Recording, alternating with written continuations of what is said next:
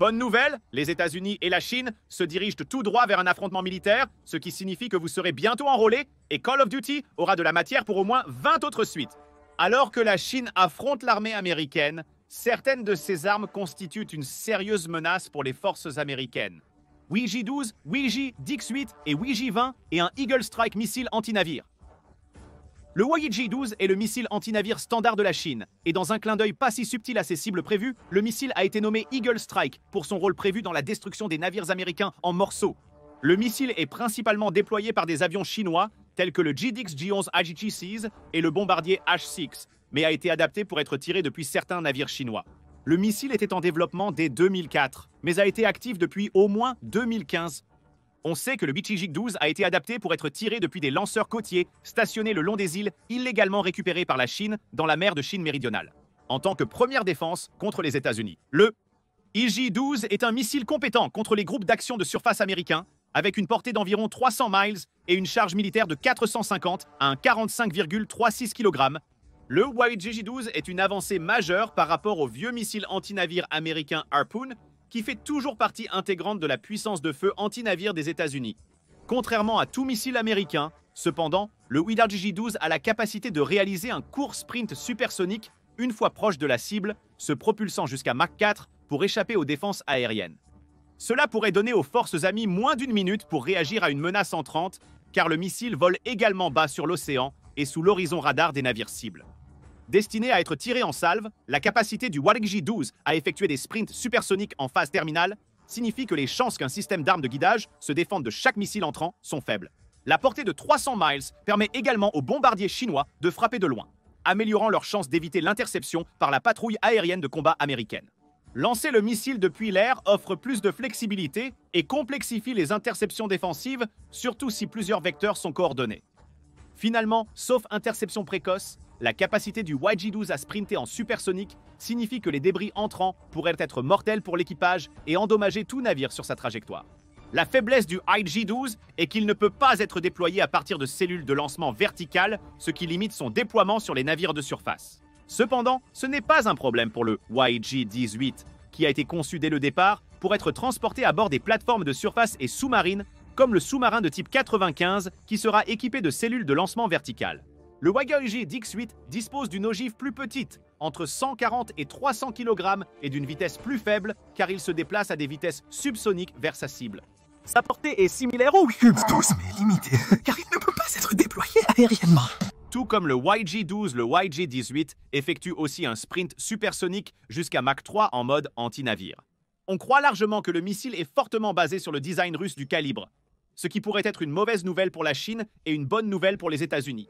Selon les systèmes de défense aérienne Patriot américains en Ukraine, les forces US peuvent intercepter sans difficulté les missiles de croisière de calibre, même si ceux-ci ont des trajectoires d'attaque terrestre élevées et un vol différent. Profil qu'un missile anti-navire aurait. Cependant, une chose que l'opération Patriot en Ukraine a prouvé, c'est que les capacités de défense antimissile des États-Unis sont probablement bien plus redoutables que ce dont nous avions précédemment connaissance. C'est pourquoi la Chine a débuté le développement d'une nouvelle génération de missiles anti-navires, dont le principal est le RUJ-20. Et un missile hypersonique est presque entièrement méconnu. Nous n'avons que des communiqués militaires chinois pour information. Et, la Chine a été connue pour exagérer grandement les capacités à certains moments. La nouvelle génération d'armes hypersoniques, prétendument imparables et invincibles contre tout système de défense aérienne mondiale, a été fortement vantée. C'est en grande partie vrai, bien que seulement spécifiquement à propos des armes hypersoniques manœuvrables. La Russie a essayé de jouer la carte hypersonique avec ses missiles Kinzhal afin de créer la peur en Occident, mais la vérité est que Kinzhal ne peut pas manœuvrer à des vitesses hypersoniques et n'est une arme hypersonique que dans le sens où la plupart des missiles balistiques deviennent hypersoniques dans leur descente terminale. Sans manœuvrabilité, les armes hypersoniques sont aussi, voire plus, aisément interceptables que les autres missiles, en raison de leur trajectoire balistique prévisible. C'est l'avènement des hypersoniques manœuvrables qui est le véritable changement de jeu, et la Chine prétend avoir cette capacité avec le WJ-20, et cependant, les armes hypersoniques modernes sont de plus en plus coûteuses, avec une très réelle possibilité que les efforts actuels de l'Amérique pourraient en finir par produire un missile hypersonique de 100 millions de dollars. Ce n'est pas le genre d'arme qu'on utilise sur une cible ordinaire, car il serait excessivement coûteux, même pour le budget militaire apparemment illimité des États-Unis, de déployer beaucoup d'entre eux. Cependant, si la Chine a vraiment créé un missile hypersonique manœuvrable moderne, alors le prix pourrait bien valoir la peine pour couler un porte-avions américain de plusieurs milliards de dollars. Drone de combat Star Shadow. L'avenir est au drone. Si la guerre en Ukraine a prouvé quelque chose, c'est la nécessité de plateformes de combat sans pilote pour les futurs combats, et en très grand nombre. Mais alors que la guerre actuelle est principalement axée sur la reconnaissance et les drones, avec de petites charges utiles, une future confrontation entre grandes puissances mettra l'accent sur des drones de combat très performants, capables de s'attaquer à la fois à des cibles aériennes avec et sans pilote, et bien plus encore. Les défenses aériennes deviennent de plus en plus redoutables, et la vulnérabilité des avions furtifs ne cesse d'augmenter. Ainsi, les nations du monde entier ont adopté un thème commun pour leur conception respective de chasseurs de 6e génération. Le concept de drone d'escorte jetable et sans pilote. Même si le chasseur de 6e génération chinois n'est pas encore visible, cela n'implique pas une stagnation de sa technologie de drone de combat. Les drones de combat aériens chinois devraient arriver sur le champ de bataille avant leurs homologues de 6e génération qu'ils escorteront. Comme beaucoup d'armes chinoises de prochaine génération, peu de choses sont vérifiables indépendamment sur le drone de combat Storm Shadow. Nous devons plutôt nous appuyer sur des déductions et des extraits de communiqués officiels chinois. Ce que nous savons, c'est que le mystérieux drone Star Shadow a peut-être été filmé pour la première fois il y a un an. Le drone est fortement similaire à l'américain X-47B, à l'origine prévu pour être un drone de combat. Cependant, la résistance de la communauté des pilotes de chasse de la marine a conduit à développer un drone de ravitaillement en vol à la place, une décision qui s'est avérée insensée. Cependant, cela ne constitue pas une preuve de vol supplémentaire de technologie, chose que la Chine fait aussi prolifiquement qu'elle le peut. Il s'agit plutôt d'un simple cas de forme optimale. Un avion ne peut adopter qu'un certain nombre de formes, tout en conservant des caractéristiques furtives avancées. On ignore si le drone photographié était réellement un drone Star Shadow, compte tenu du programme de conception de drones prolifique de la Chine. Ce que nous savons, cependant, c'est que le Star Shadow est censé avoir une envergure de moins de 15,24 mètres, mesurer 7 mètres de long, voler jusqu'à 5377,96 mètres d'altitude et être capable de voler pendant environ 12 heures. Le drone pourra transporter une charge utile interne de 408 kg, ce qui équivaudra à plusieurs missiles RR à longue portée ou même à des munitions d'attaque au sol. Que le Star Shadow devienne ou non le principal drone de combat de la Chine, ce que nous pouvons dire dans une future guerre, c'est qu'une forme de drone de combat chinois à faible visibilité ou même totalement furtif sera présente. Cela posera un défi significatif aux forces américaines, à la fois en présentant des menaces plus petites avec des signatures furtives encore meilleures que les avions traditionnels et en saturant les défenses américaines. Même si la Chine est encore loin derrière les États-Unis en technologie furtive, ces drones pourraient être assez discrets pour menacer des éléments clés de soutien américains tels que les plateformes Airborne Warning and Control System et les avions de ravitaillement. En cas de guerre dans le Pacifique, la dépendance des États-Unis à ces actifs et l'usage des drones de combat chinois avancés pourrait s'avérer un facteur accablant pour eux, marine et l'armée de l'air. La Chine aura un avantage sur son terrain, alors que les États-Unis devront optimiser leur puissance aérienne à cause de la logistique d'opérations éloignées et d'aérodromes dispersés et vulnérables aux attaques chinoises. Bombardier furtif H-20. En développement depuis plus d'une décennie, la Chine cherche depuis longtemps à rejoindre les États-Unis comme la seule autre puissance mondiale à déployer un bombardier furtif. Encore une fois, les informations sont incroyablement limitées, mais nous savons que le H-20 a dépassé de nombreuses dates prévues pour un premier vol public. Cela pourrait indiquer des problèmes de développement significatifs du côté chinois, mais même alors que la Chine tente de livrer un bombardier furtif de première génération, la plupart des experts s'accordent à dire que le H-20 est inévitable et l'Amérique ferait mieux de s'y préparer. La mission principale du H-20 sera nucléaire, similaire à la fonction du B-2 américain dans la triade nucléaire chinoise. On a souvent questionné la raison de la révélation du B-2 par les États-Unis pendant la guerre froide. La réponse est simple, il visait à dissuader le début d'un conflit nucléaire en montrant aux Soviétiques que nous possédions une arme irrépressible. Malheureusement pour nous, contraints de déambuler sur ce mortel enroulement jusqu'à la douce évasion de l'oubli éternel, la guerre nucléaire n'est jamais venue. Et les seules missions de combat du B-2 ont été de mener des frappes conventionnelles et de recueillir des renseignements. Et c'est dans ce rôle qu'il sera le plus dangereux pour les forces américaines. Malgré ses plus de 40 ans, le B-2 reste incroyablement résistant, même face aux menaces aériennes actuelles. Si la Chine parvient à construire un avion qui se rapproche des capacités du B-2, les États-Unis pourraient être en réelle difficulté. La mission principale du H-20 chinois serait de cibler et détruire les installations de défense aérienne et radars américaines, assumant un rôle anti-navire dans le Pacifique pour éliminer les navires de défense aérienne américains. Cela rendrait les porte-avions américains très vulnérables aux attaques anti-navires classiques. Cependant, avec une portée comparable à celle du B-2, le H-20 pourrait facilement mener des attaques conventionnelles contre les installations navales à Hawaï, Guam et Diego Garcia.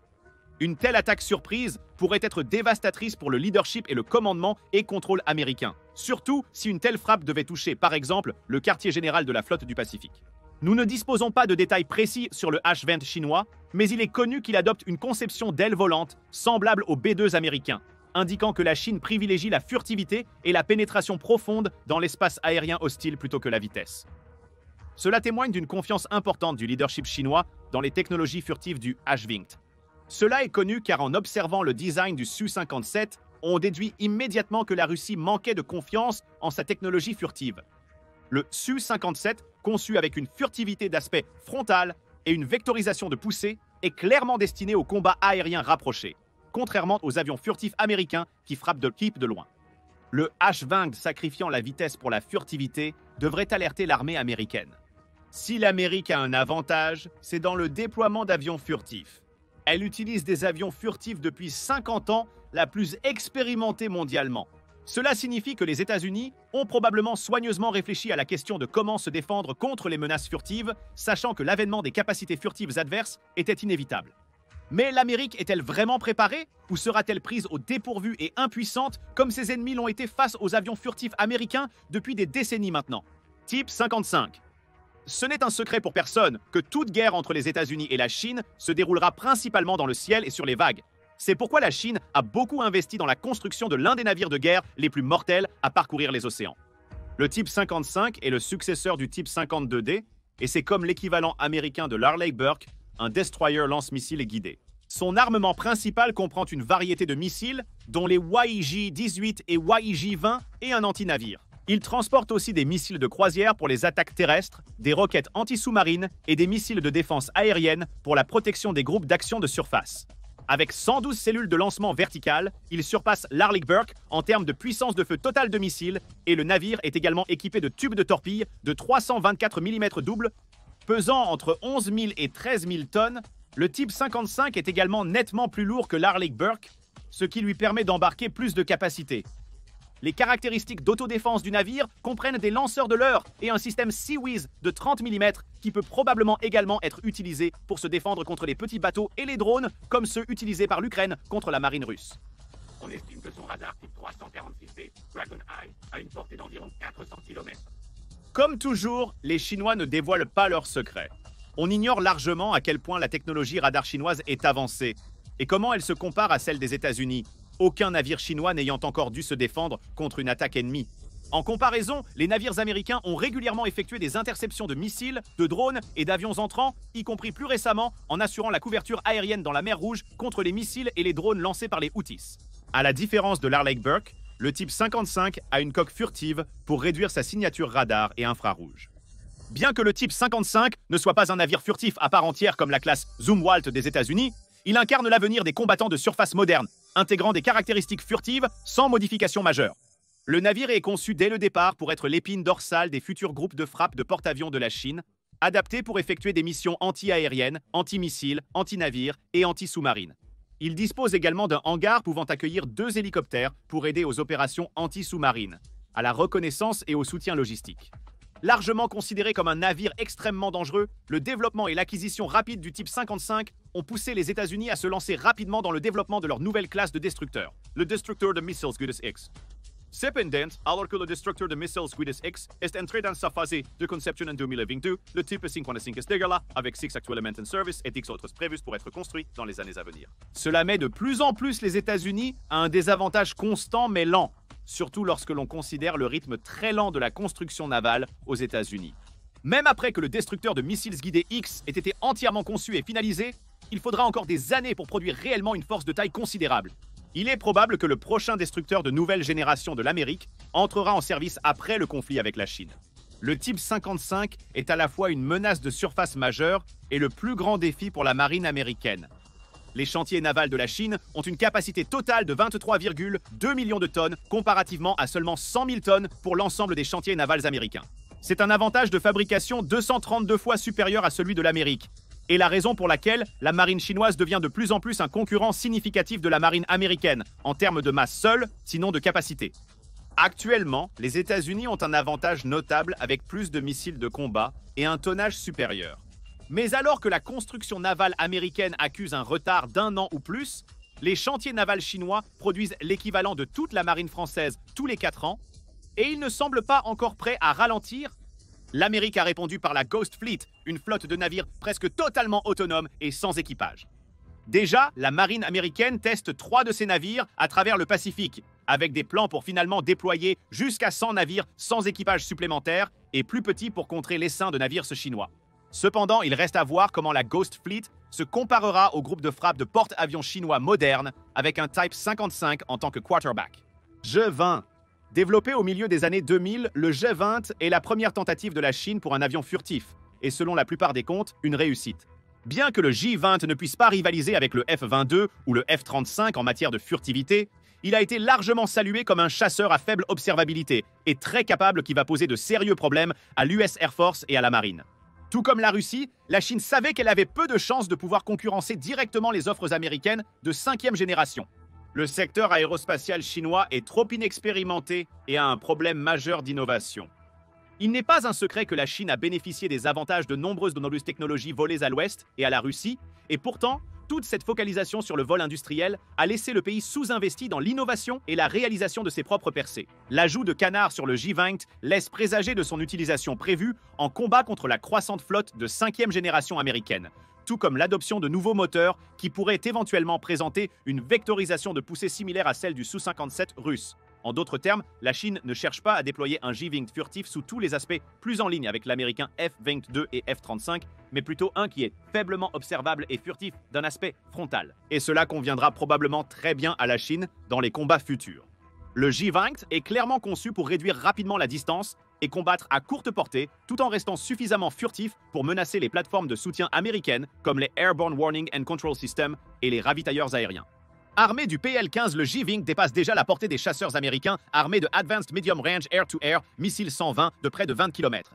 Avec son aspect furtif frontal, les J-20 pourraient réduire la distance et menacer sérieusement les actifs aériens vulnérables et les avions de 4e génération avant de faire demi-tour et de battre en retraite vers la sécurité des flottes et des réseaux de défense aérienne basés à terre. Bientôt cependant, le J-20 portera le PL, 21 qui est la future mise à niveau du PL, 15 et aura une portée encore plus grande, jusqu'à 400 km. Avec la capacité de menacer les avions à de telles distances significatives et l'avantage de combattre sur son propre territoire dans toute confrontation sur le Pacifique, la Chine n'a pas besoin d'investir dans un chasseur furtif tous azimuts comme le fait les États-Unis. Cela rend moins coûteux de construire, acquérir et entretenir des flottes aériennes chinoises. Avec environ 200 J-20 actuellement en service actif et des centaines d'autres prévus pour être acquis. Toutefois, ce qui limite le plus le J-20, ce sont ses moteurs. Historiquement, la Chine a eu du mal à fabriquer des moteurs modernes, étant notablement en retard sur l'Occident et la Russie. La flotte aérienne chinoise, moins puissante et fiable que les moteurs américains, a des limitations en termes de portée et de disponibilité. Cependant, l'arrivée du WS-15 pourrait changer la donne. Un moteur produit localement, il a déjà été vu installé sur des J-20 dont les observateurs ont noté qu'il nécessite désormais beaucoup moins de pistes pour décoller. Les détails du moteur restent inconnus à cause de la haute sécurité opérationnelle de la Chine. Mais historiquement, la fiabilité a posé de grands défis dans la conception des moteurs pour les Chinois et les Russes. Avant le WS-15, les taux de sortie étaient grandement impactés par les besoins de maintenance, surtout après une première période de poussée. Pendant ce temps, les moteurs américains ont prouvé leur fiabilité même pendant les poussées de combat prolongées. On ne sait pas comment le WS-15 se comportera dans ces conditions, mais c'est déjà un grand pas en avant pour la Chine. Le J-20, grâce au WS-15, possède maintenant une capacité de supercroisière et une performance cinématique améliorée. Cela se traduit directement par un chasseur de supériorité aérienne plus dominant, surtout en combat rapproché, ce qui est exactement là où les avions furtifs américains sont les plus faibles. L'avion lui-même a également récemment subi une évolution avec l'ajout de nouveaux avioniques, capteurs et même l'utilisation de nouveaux matériaux dans sa construction. Certaines sources chinoises ont déclaré que le nouveau J-20 pourrait être le premier prétendant au titre de chasseur de 5e génération et demi, bien que les médias chinois soient connus pour exagérer régulièrement les capacités. Une variante biplace du J-20 est également produite indépendamment par son fabricant en tant que projet de démonstration, la Chengdu Aircraft Corporation. Un avion biplace serait probablement axé sur l'amélioration des capacités de guerre électronique et le contrôle des essaims de drones accompagnants. une tâche que l'on sait que la Chine cherche à adapter au J-24. Cependant, le fait que les États-Unis ne cherchent pas à produire une variante biplace du F-35 indique probablement que la Chine est toujours en retard dans des technologies clés comme l'intelligence artificielle, nécessitant l'ajout d'un membre d'équipage supplémentaire pour la guerre électronique et le contrôle des drones.